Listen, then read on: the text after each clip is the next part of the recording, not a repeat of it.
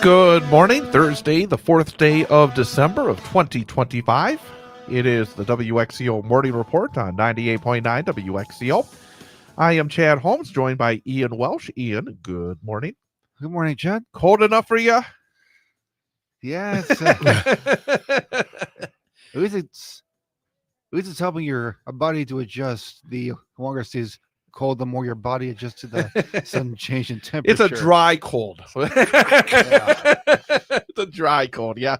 One day at a time. It's like late January, early February instead of December. But hey, to warm things up, we're going to talk about the holiday season at the Grand Theater, which is always a wonderful time of the year, and always great to be able to talk to the executive director of the Grand, Sean Wright. Sean, good morning. Good morning. I know that you guys over at the Grand were getting things all festive this week. Absolutely. Our fantastic volunteers were in to help us deck out the Grand in all its holiday splendor. And it's always an exciting time to see the theater during the holidays. It's, obviously it's beautiful theater every day of the year, but especially magnified during the holiday season. And it's like, again, there's a sense of ending in a way, because it's not going to be the same ever again. No. I mean, you're going to be wonderful in a year. It's going to be incredible in a year. Yeah. But things, I think, you've been around here for quite a long time. And I imagine that, in a lot of ways, a lot of the cycle is similar. But this is the end of a cycle. Yeah, it is. It kind of, I know it hit me over the last month as we were, having a full schedule of shows and events like 11/11, and at each one I kept thinking, wow, this time next year we're going to be reopened with this restoration, renovation of the theater and the Great Hall and everything. And it's been so many years of planning and fundraising and everything. So to think that, yes, this time next year when we're decorating the theater, it's going to look slightly different. It's going to look a lot like the Grand you know and love, but it's going to look better than it has in a number of years. Absolutely. And again, it's just exciting. I saw a real interesting thing on your Facebook page I saw this week, a few days, maybe it was last week, I can't remember. Everything runs together. Sure. And you were talking about the history of the Grand and highlight some of the favorite moments. And I imagine that, and you put up a picture, time jumpers back in.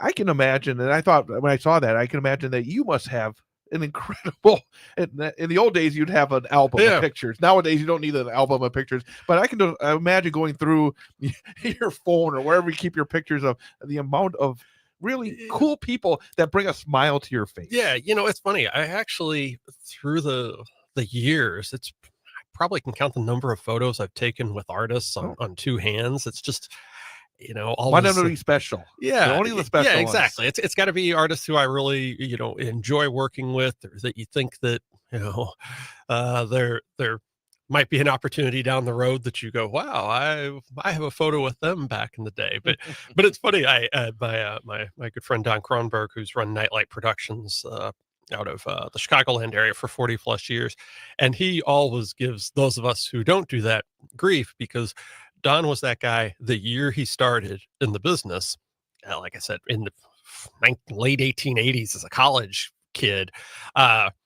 He always got photos with artists. Right. And so he posts, at least 3 times a week, like, oh, here's me with, here's me with Willie Nelson. Oh, here's me, with Tim Allen. Here's me with, all 3, Larry the Cable Guy, Jeff Foxworthy, that. Oh, here's me with Buddy Guy. And, and he's become friends with Martin Short and Steve Martin because he's done enough shows for theirs over the years. And so every once in a while when something pops up or something, I'll text Don and be like, see, that's it. I posted something about this show. It was a great show that we had 5 years ago, 6 years ago with somebody.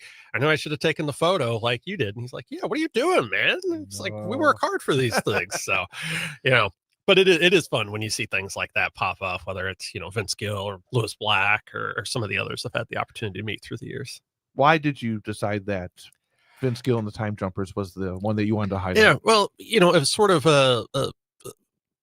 a combination of reasons. One, it was in 2017, so that was just about the time we were kind of hitting our stride, and not every show was sold out. So when you had a sold out show like that, it was that was one that I know when we put on the schedule, you went, I hope people understand what this is, because you couldn't bill it as Vince Gill and the Time Jumpers. You had to bill it as the Time Jumpers. So we had to do a really good job of marketing, letting people know what this was, as well as, the fact that the show itself was just spectacular. And it's just kind of a core memory that literally the Blues and the Predators were playing in the playoffs. I'm a huge, Blues fan. Vince, obviously a huge Predators fan. I mean, I said we were, disagree. It was a pretty, we were having one of those fandom arguments. The series was tied 1-1. I remember the show was on a Thursday night. And so whatever, the show finally ends. We do the VIP things and everything. And I, say goodbye. And I said, 1-1. I said, we'll take it in 6. And he's like, no, we're going to win in 7. And I said, okay. And he says, he goes, are you going back to St. Louis for any of the games? And I said, no. I said, oddly enough, I'm going to be in Missouri this weekend, for some family things, but not for the game. And he says, yeah, he goes, I'm definitely going to be at game 3 in Nashville. So game 3 comes, I'm sitting back in St. Louis family. I turn on the game. It's on NBC. And they're like, and now to sing the national anthem, Vince Gill. He literally just said, yeah, I'm going to be at the game, as if he just has a ticket, not, yeah, I'm going to be singing the national anthem at the game. So I just always think about that as a fun, a lot of things intersected. Cool.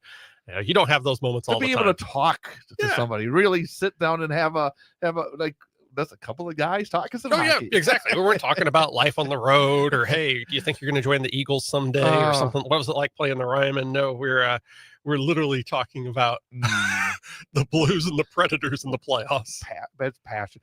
By the way, I don't think the Blues and the Preds will be playing in the playoffs this coming spring. So no, even though the Blues won back-to-back games this weekend, finally got them. Yes, they did. So and they turned around and lost on Monday night to the Ducks, and I think they had like 4 different players going on. I know, I saw that, but that's a whole different story. Yes, it is. Again, we're talking to Sean Wright, the executive director of the Grand Theater here on 98.9 WXCO. I got to ask a real quick question, because you were going through a list of the folks that these people are taking pictures of, and he mentioned this guy was talking about Steve Martin and Martin Short. Yeah. Have you ever inquired about those two guys? I'm just curious. Yes, because they're really. Impossible. Really hard to get. But I'm just wondering if that something that you actually said? I'm going to see what it would take to get them to come to. If we would love to come up with $500,000, because that's what it takes for the two of them for an evening. 200. What would the pricing on those tickets be? Do the math.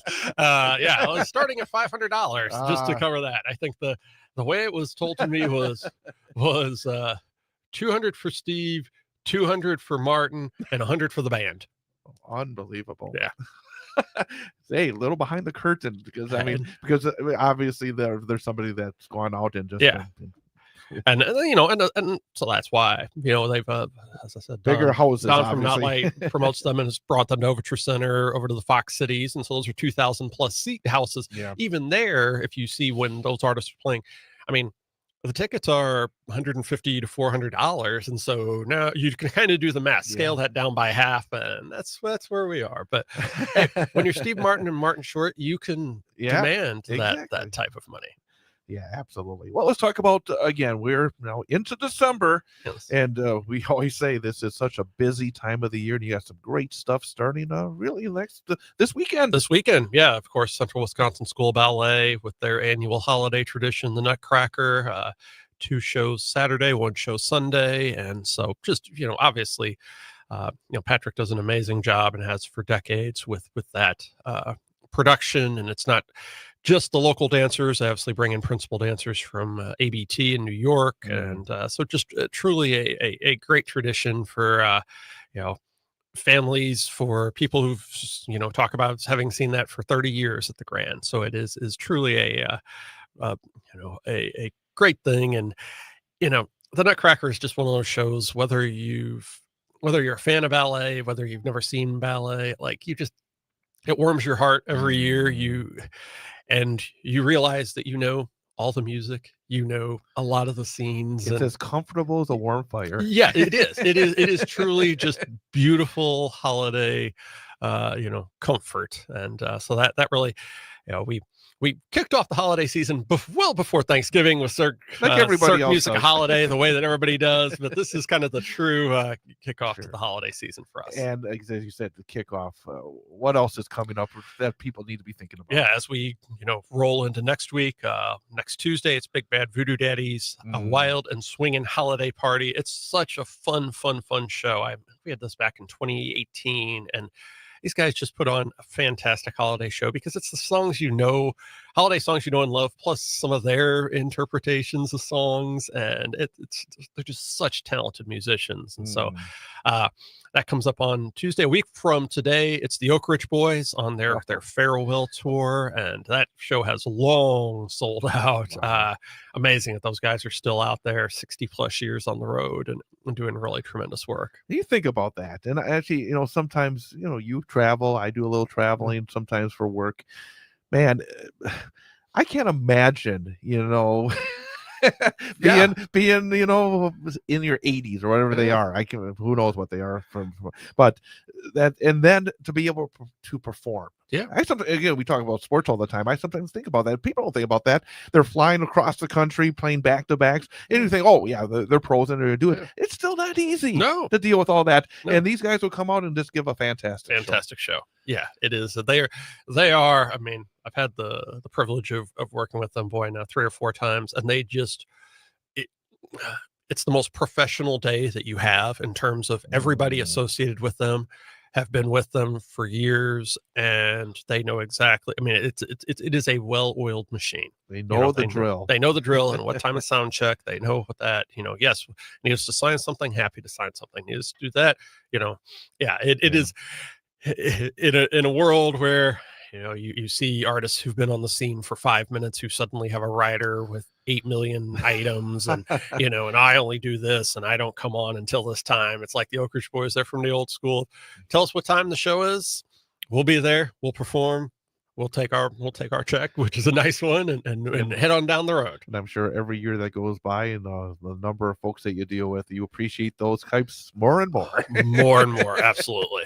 By the way, Big Bad Voodoo Daddy tickets available? Yeah, we still have some tickets left for that, and so come out and join us for that. Yeah, the Oak Ridge Boys sold out, and then a week from Friday, of course, it's a Wausau holiday tradition. It's the Altenburg Christmas extravaganza. I mean, it's John puts his name on it, but it's so much more than John. It's John and Mitch V. Good and Brad Emanuel and Janet Planet and Jerry Schmidt and on and on. We could sit here for 20 minutes. Right. Randy Savine, and name all the people who are in that fantastic show. And it is, been going now for 30 plus years, and so still have some tickets left. Take your opportunity. A lot of years the show sells out right away, so I think sometimes people don't buy tickets because they think my first thought was when you you started talking, it must be sold out. So there's some tickets left this year. Obviously the holiday season is really busy this year at the Grand, so it's your opportunity. I think that if you've heard all the years like, oh, I missed out, this is your chance to grab some tickets and come see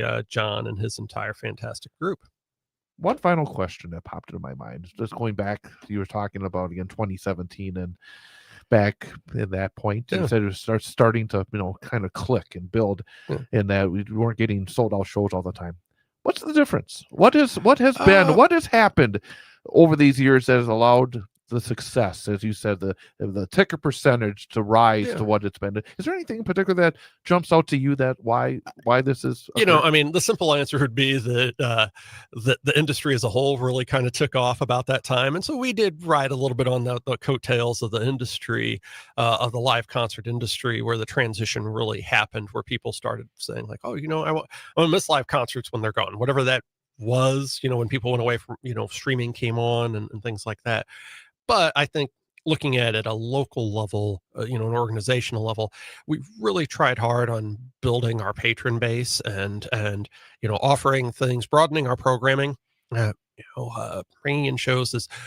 Once upon a time, it would have seemed absolutely silly for the Grand Theater to bring in The Price is Right live, but that's a huge fan favorite, and it brings in people who never set foot in our theaters, and I think it was also around that time We developed the 10 by 10 series. We, created our community engagement series, these free and low cost events that allowed people to get into the theater without price as a potential barrier.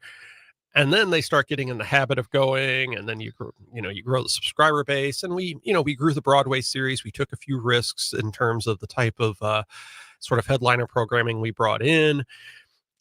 Obviously, then those shows sell out. People start saying, well, I didn't get a chance to see Jersey Boys. It sold out. Well, the only way you can guarantee you get tickets to Jersey Boys is become a subscriber.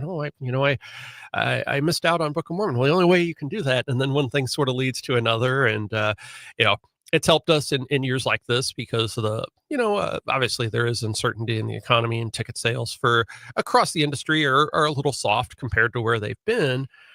But it allows us to sort of have a little bit of balance, and that we have a really strong subscriber base. And, we've developed such a large overall patron base that even if a smaller percentage of our patrons are buying tickets, that's still more than it was once upon a time. And, and we still try to put things that are different. I mean, if you had told me a month ago that we were going to do a show with Pat Murphy, and that not only would we put it on the calendar, but that it would be sold out, I would have said the Brewers manager does a show. They are sold out. Huh? Yeah, I think. How long did it take to sell that one out? About 2 weeks. Wow. Yeah. And so it was really funny. Real quick story. Last Wednesday, the day before Thanksgiving. Yeah. I walked down the street. I went to the Mint to have lunch, and I ordered, and then I went down to use the restroom, and there was a worker that was was dragging some mud because making sure everything was nice and dry. And I don't even remember. I was wearing my Brewer hat that day. I was wearing and the person said, "Hey, did you hear Pat Murphy's coming to the Grand Theater?" I said, "Yeah, I heard about that." Boy, I mean, and that's gonna be so fantastic. And it's like, yeah. So I mean, that person was so excited. And that goes back to that thing of trying to, to truly make the trap that a lot of performing arts centers fall into is that they have their core audience, and they always say they program to their audience. Mm-hmm. And we've tried to say we program for our audience. We want, yes, there are things we know the Oak Ridge Boys have lots of fans and they're going to do well, but there may be more crossover than we think between that and Pat Murphy or Dueling Pianos, but also it's okay if there's not. It's okay in a couple of weeks, and we have Mannheim Steamroller for 2 shows on a Thursday and on Tuesday, and Steve-O on a Thursday. Audiences are probably pretty different. That's a good thing. Yes, that means there are more people kind of folded in under our tent, and that's what is helpful when you're trying to sell tickets in today's environment. One final question, as you bring that up, and I know you have to get out of here pretty quick. Do you see? I mean, has there been the number of different people that buy tickets to shows? Have you seen that explode over the last decade? Oh yes, absolutely. When the number I'd always use is when I started in 2015, we had about 5,000 names in our database. Actually, it's probably closer to 3,500 now that I think about it. And we just sent out our recent newsletter, and that didn't go out to everybody in our system. That went out to our quote unquote active patrons. Those are people who have bought tickets within the last 3 to 4 years, depending on that, as well as donors and things. And that went out to 35,000 households. 10 times. I mean, that's so really that just is, I mean, every year we've been averaging about 3,000 new patron accounts. And that's, that is absolutely the thing that in good times, it lifts you even higher. And in times that are a little bit tougher, it's what allows you to survive and thrive. Raises the ceiling and raises the floor. Raises the floor. And raises the ceiling, too. Absolutely. All right. Sean Wright, Executive Director of the Grand Theater. Again, go to the website, grandtheater.org. And, of course, you saw that Second Century Project website as well. Absolutely. Grand100.org. Sadie Fisher just put together a fantastic video celebrating our 98th birthday last week and really encapsulating the history of the Grand and the future of the Grand. So check it out. She put a lot of time and effort into going through the archives for that one. Good stuff as always. Sean, we'll catch you in a couple weeks. Sounds great. We're going to take a quick time out and come back with more. It is the WXCO Morning Report on 98.9 WXCO. And we're clear. Thank you very much. You're welcome. Awesome.